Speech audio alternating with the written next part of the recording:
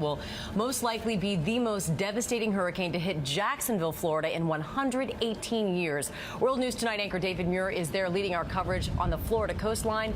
Good morning to you, David.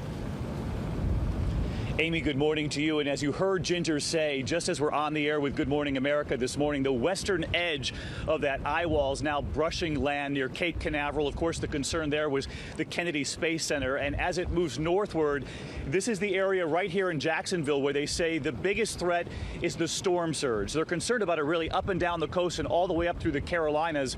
But it's right here where I'm standing where they're expecting up to 11 feet. We're going to show you the dangers on the map of that in a moment. But first here this morning, the pictures coming into this hurricane already. And again, right here from Jacksonville, Florida this morning, this is where meteorologists say be very concerned about the storm surge. You can see the ferocity of the waves actually whipping up behind me already. But take a look at the map this morning, and you can actually see the storm surge threat is up and down the coast, but right here in the Jacksonville area, 7 to 11 feet. And keep in mind, that's simply the water above land. That is the surge of water up to 11 feet. That does not account for the waves that are expected to come crashing in as the winds go counterclockwise around the eye of Matthew. As you saw, 3 million Americans evacuated in this storm, 2.5 million school children home with their families this morning. And I want to check in about a half a mile south of where I am right here with ABC's Eva Pilgrim. She's in St. Augustine this morning. Eva, what are the conditions?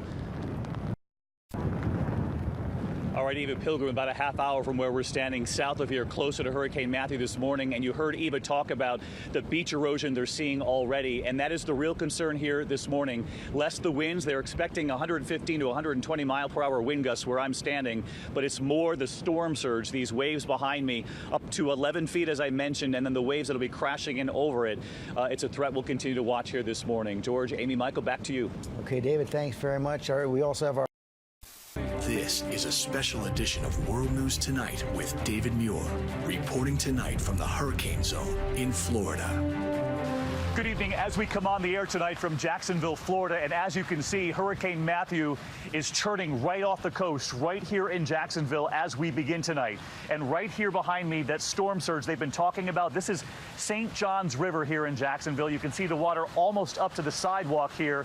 They were worried about this surge, and it is underway as we're here tonight.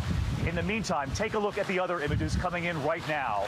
Also right here in Jacksonville, you can see the water there breaching the shore, rushing into the streets, already flooding homes at this hour.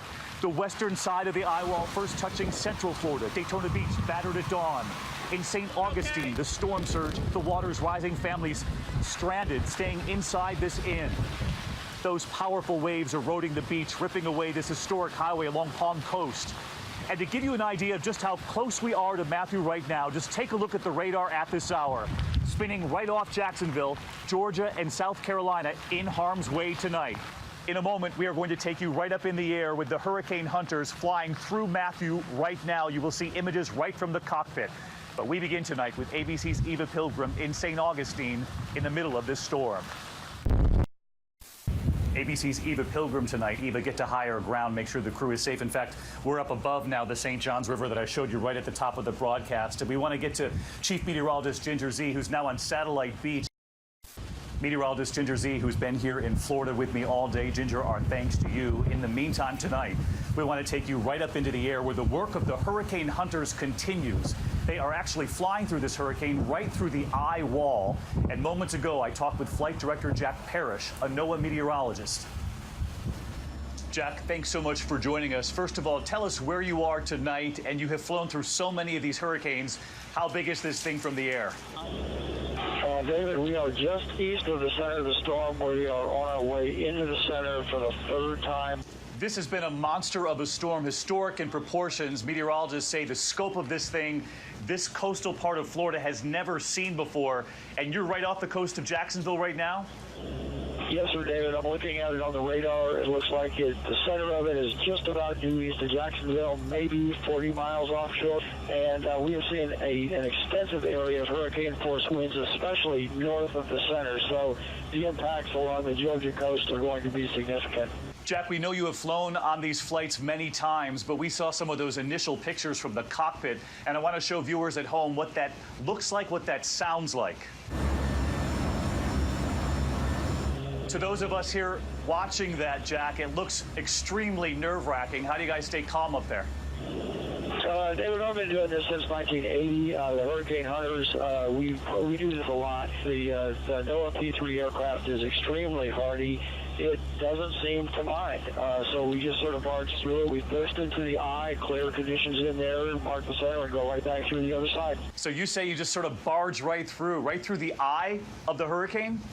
No, that's right, David. That's our instructions are to fly it at where we can find the highest winds. Jeff, we just want to thank you and the crew up on that plane. We know that you have helped forecast this hurricane right down to the storm surge that we are actually seeing that you helped predict. So we appreciate you keeping us safe. So, David, you're very welcome. And just everyone, please heed those warnings. They're not made for no reason at all. Everybody's going to do just fine. We're going to keep out here flying until the danger's gone. Jack and the team from NOAA doing incredible work tonight. In the meantime, we want to show you some images tonight that reflect the power outage here in Florida. Take a look. The lights on the left there, the night before this hurricane hit. And on the right, Florida, much of central Florida now in the dark tonight. Of course, this hurricane is now headed toward Georgia, South Carolina next. And the real concern in South Carolina, of course, those low-lying areas, and the governor issuing a plea yet again today. That's where we find meteorologist Rob Marciano tracking that part of the story tonight. Rob?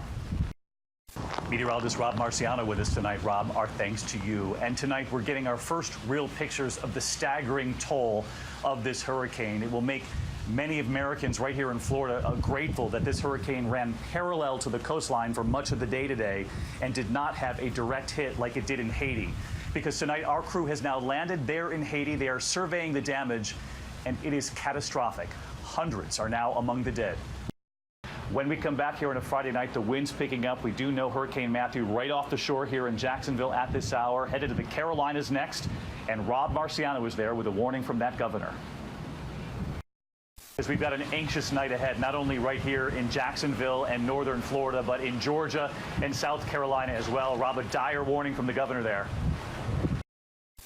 All right, Rob Marciano, our thanks to you and our entire team up and down the coast. Their hard work today and the crews out there for us. And stay safe at home.